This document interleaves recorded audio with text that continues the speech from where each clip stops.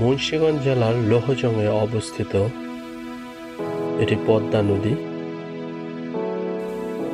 সকালে জেলেরা তাদের মাছ ধরার জাল প্রস্তুত করছে, হয়তো রাতে ইলিশ মাছ ধরতে যাবে। পদ্মার বিখ্যাত ইলিশ। তবে দুঃখের বিষয় হচ্ছে, আপনারা যে জায়গাটি দেখছেন, এখানে এক সময় দক্ষিণ সিংহেরহাটি নামে একটি গ্রাম ছিল, যা নদী গর্ভে চলে গেছে। এখানে ছিল বহু লোকের বাস, একটা জনপদ, একটা সমাজ, অনেকগুলি মানুষের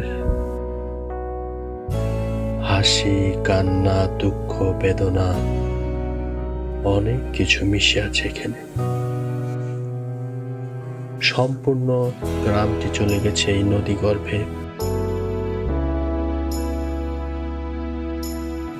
আজ এখানে নদী, পদ্মা নদী। ওইখানে ওই যে দূরে দেখা যাচ্ছে চর জেগে উঠেছে। এক সময় ওখানে জনপদ ছিল, আজ আর নেই। সব কিছু চলে গেছে নদী গর্ভে, কিছুই আর নেই।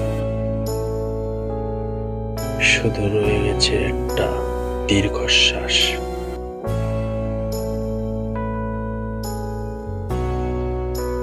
তবে অপরদিকে যেমন পদ্মার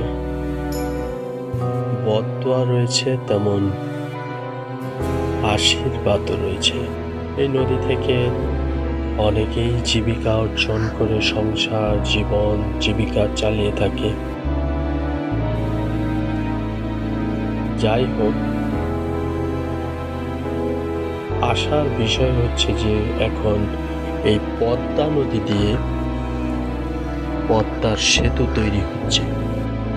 হয়তো এই সেতুর কারণে যে পদ্মার ছোবলে যে জনপদ শেষ হয়ে গেছে বা শেষ হয়ে যাচ্ছে, হয়তো আগামীতে তা হয়তো রোধ হবে এই সেতুর সুবাদে।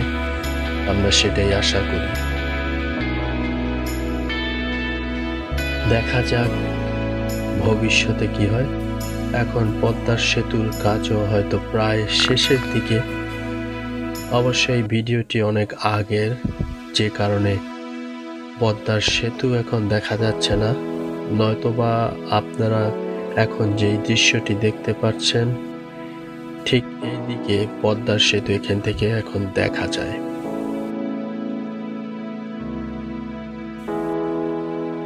এখন যে স্থানটি দেখছেন, এখান থেকে শুরু করে